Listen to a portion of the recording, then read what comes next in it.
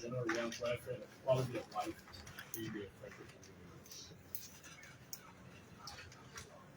Ivanhoe will get credit for expenditures made for government approved projects that benefit the affected communities.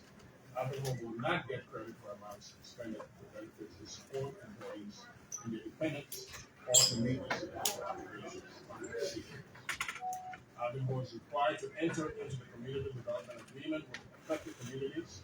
The CDF will be administered by the committee consisting of community government and Ivanhoe representatives in accordance with the Community Development Agreement applicable laws.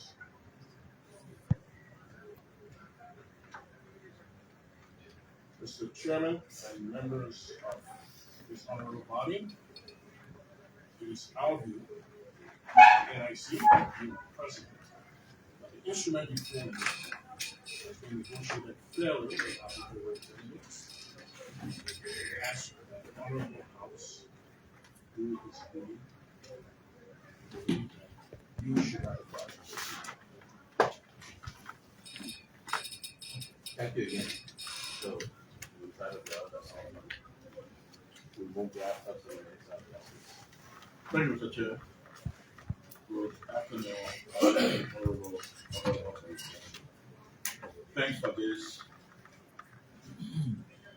public hearing on the Ivanhoe Concession and Access Agreement. The chairman has represented the entire agreement. I will just show a little bit light on some of the key non-fiscal benefits of this agreement. The first thing, it should be noted that this agreement establishes the framework for future multi-use assets to the Canadian corridor. So I think your policy stands. Our railway is a national asset. The multi-use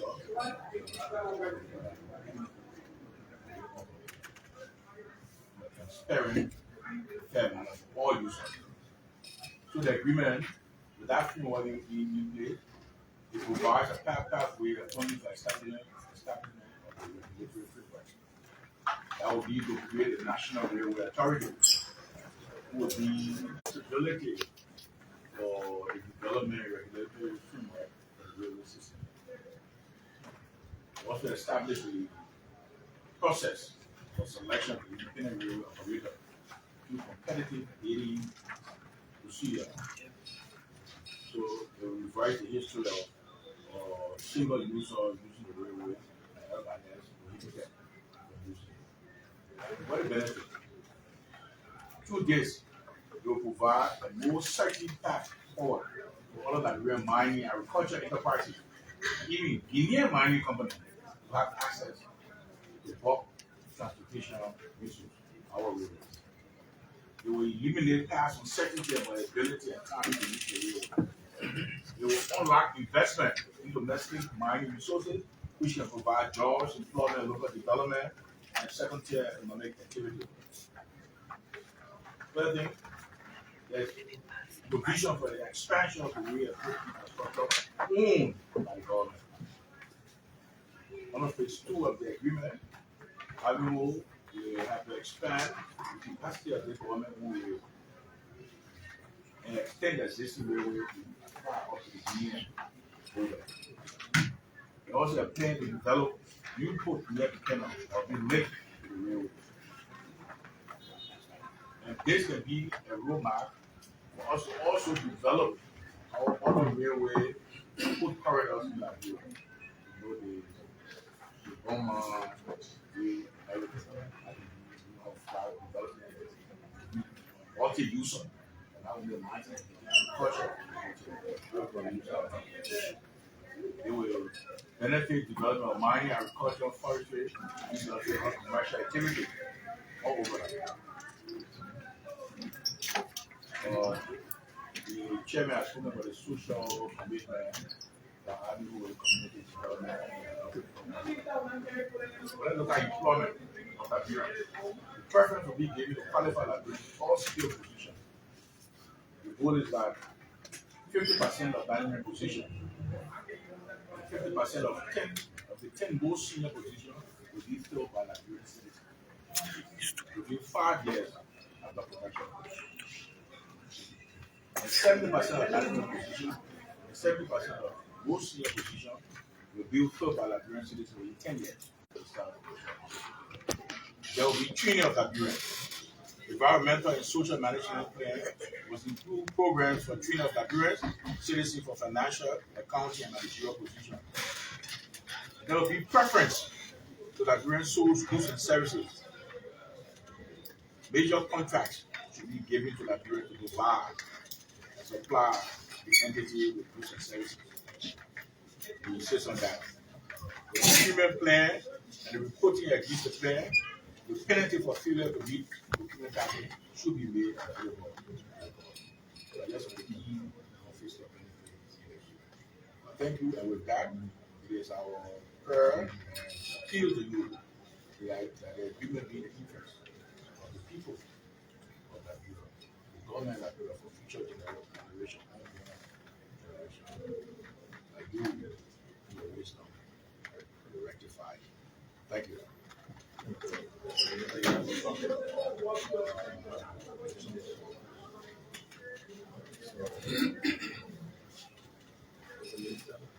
you very much, Honorable Chairman, and thank you to members of the House Joint Committee. So the chairman of the NRC and our convener of the IMCC stated most of the issues, so I will skip those are specifically reference to the concession payments, like sign-on bonus and other subsequent payments, then the community development, so I will skip that. I will just say a little more detail on the access payments. So the access payment are scaled, meaning there is a fee for the first 5 million metric ton per year, and then the next 5 million metric ton has a different rate, and so on and so forth. So the first 5 million metric ton go for $1.95 per ton, and then the next 5 will be for $1.85, and then the next 5 will be $1.75, and then between 15 to 20 million metric ton it will go for $1.65 per ton. So, and then above 20 million metric ton it will go for $1.55. The application is whatever volume they ship. Let's say they ship up to 30 million metric tons. Is differentiated within that volume. So the first 5 million of that 30 will go for $1.95 per ton. It doesn't mean that as it ship more than the total rate per ton drops. No, it's grade and gradiated up to the volume above 20 million metric ton that go for 155. So at any given point in time, even if it drops, and this was done so that when, for example, we don't lose when production drops. Because a key point there is the contract they are getting is to access the rail. The wear and tear on the rail must be accounted for. So that first rate, of which is the higher rate, accounts for all of the cost of maintaining the rail as they use it at whatever volume. And then this, according to the production schedule, they are expected to do the 1 million ton in the first 2 years, and then 2.2 million in the next 2 years, that year 3 and 4. And then by year 5, it should be at 5.5 million metric tons. And then from year 6 to 9, 17.6. And then from year 10 onward, 10 million metric tons. So if we do the math on these different rates per ton, we can see that the overall expected payout from really the period of the concession, which is initially 25 years. And then taxes and duties, the fiscal regime, how did the agreement account for Liberia's tax regime? It is stated in the concession to which we made as a 10-year-black concession, meaning where the team exercise some form of flexibility for all other tax obligations, what we call the law of general application, applicability rules, meaning there is no exemption for anything that is not explicitly stated in the agreement. Income tax, for example, whether it's corporate income tax or personal income tax that will be withheld either by employees or by service providers, is all subject to the revenue code. Residency status, because this is a multinational operation, meaning, yeah, I'm coming to that. It's a multinational operation. They are in Liberia, the company registered in Liberia, but its operation is across the border. So the parent company, which is the SMFG, I think that's the acronym for the French rendition, will be considered non-resident as long as the mining operation remain confined to Guinea. But if any aspect of their operation involve activity in Liberia, then to the extent that they are involved in Liberia, they will be considered residents. And then input taxes and GST, for example, capital goods that are needed for construction and other investment will be exempt from custom duties, but not custom user fees. Custom user fees have been for the purpose of the investment fixed at $500,000 for iron ore payable in 30 days after shipment. So it's a foreign iron ore that is being transshipped, but it has to be, you have to do custom handling. Our custom authorities and our port people have to manage the shipment, record the shipment, they manifest and other things, and certify it as coming out of a Liberian port. So for the custom activities, they're going to be paid $500,000 for iron ore only. But for all other shipment that is non iron ore, the regular custom user fees, which is around 1.5% of the value of the CIF value, will apply. And those concessional tax rates that were granted, which details would be in the agreement, we have a stabilization period of 15 days after the effective date. 15 years. So, meaning, if, for example, a certain tax rate brought down below what the law says, that will probably last for 15 years, after which the regular tax rate or whatever tax rate that will be existing at the time as amended by the legislature or new laws that will be passed by the legislature in that particular that will take effect. And administrative fees are not stabilized because administrative fees are cost driven. Driver license, for example, vehicle registration, for example, and other administrative or non-tax or revenue. These are driven by the cost that government incurred in providing those services. So those were not stabilized. And the chairman already talked about the concession payments that have been making, talk about the community development. And maybe I would like to conclude on the anticipated revenue over the 25-year period. It ranges between 1.4 billion to 1.8 billion in direct revenue over, and this is typically at present value, real term, meaning inflation is adjusted for inflation, meaning the value of currency remains constant.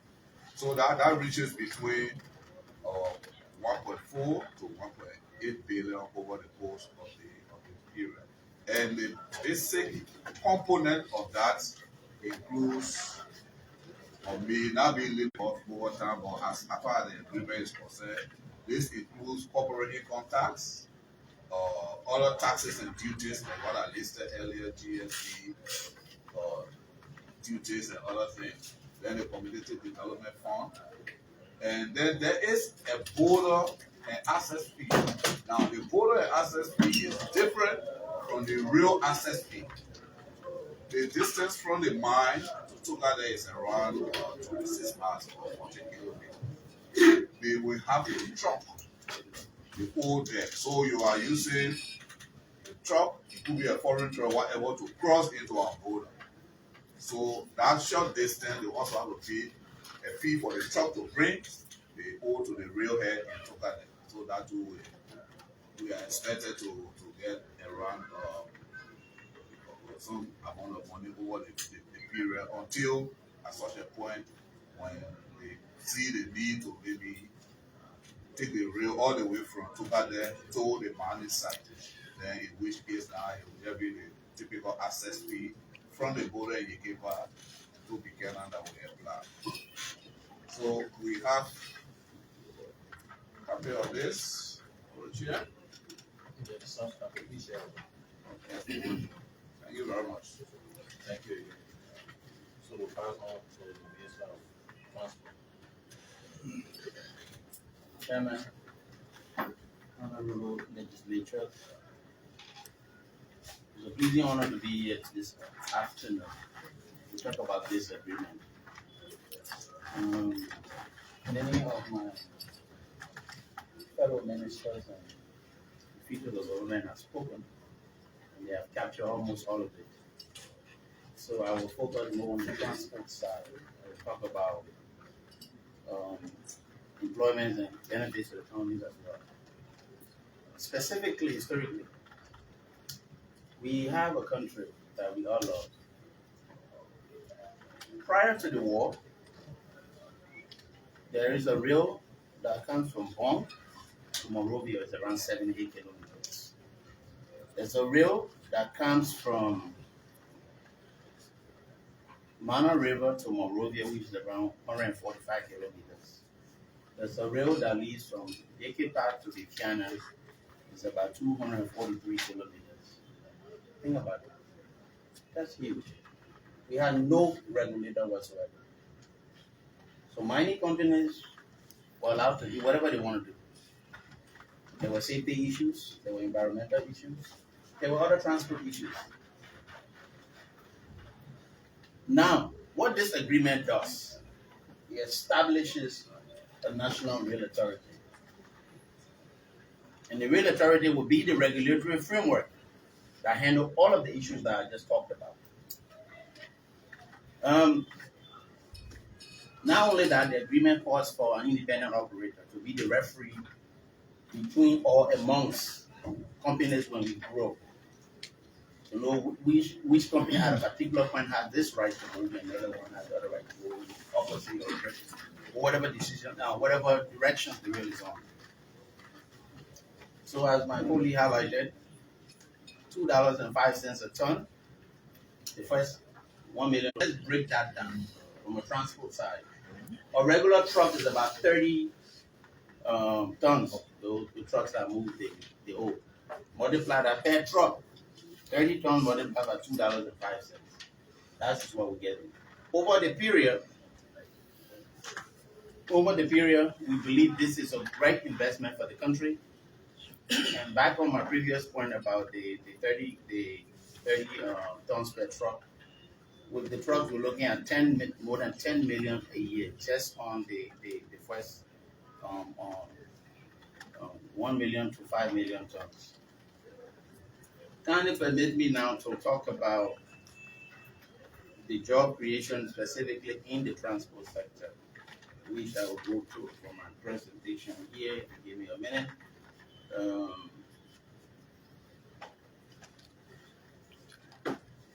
In the first year from the Liberia side, we anticipate the first, in 2026, we anticipate that we'll have around 370 jobs in Liberia. The following year, we'll have about 528 jobs. The following year, it doubles to about 1,578 jobs. The following year, we're adding 300 more. The following year, we're adding up to 2030, we'll have about 1,900 jobs. That's for your constituents, that's for students, that's for other experts, specifically in the transportation and other sectors affected. We look at the medical side, obviously the health, the environmental side, you name it. I want to focus now on the benefits to the counties, because that's very, very key to you and very, very key to the people who you represent. If I can go there.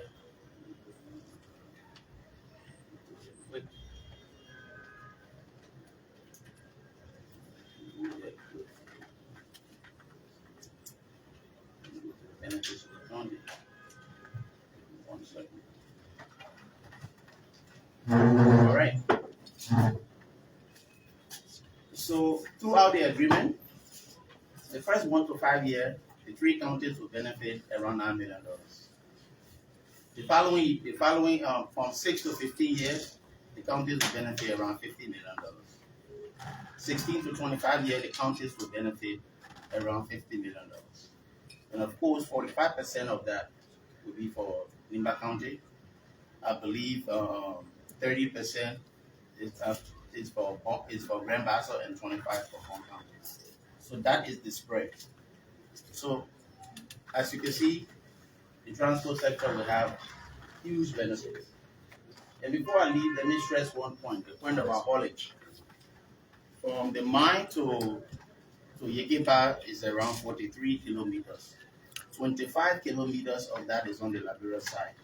That will be developed into a road network dedicated specifically for the haulage of river. You're looking at mechanics, you're looking at drivers, and also specifically an industry that we don't talk about, or that is not highlighted, the insurance industry. All of those trucks will be required to insure on the Liberian side, and that road specifically will be subject to all of Ministry of Transport, road safety issues, and all of our regulations that govern land transport in the country. So with these information before you, and plus the one that the comments that were highlighted from my colleagues, I request that this body ratify this agreement as such, or ratify this agreement as it is, so we can develop the real network for our country, and we can create jobs for our people, and we can have employment opportunities as well.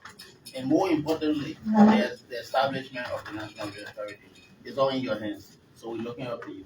Thank you very much. God bless you. Thank you, Mr. Minister. So, Chairman, one small point, it slipped, is on the text. Apart from iron ore, for which we had a sliding scale of access fee ranging from $1.95 to $1.95 to $1.55, they will also be shipping commodities from Buchanan up to Benin or somewhere along the route for construction and other activities. So these non-iron ore shipment also attract access fees of 20 cents per ton.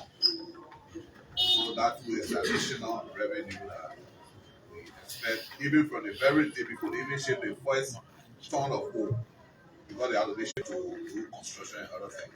So that attracts 20 cents per ton. Yeah, Minister, so you did put on your net. So we'll move to the Ministry of Assessment. Okay, please send it.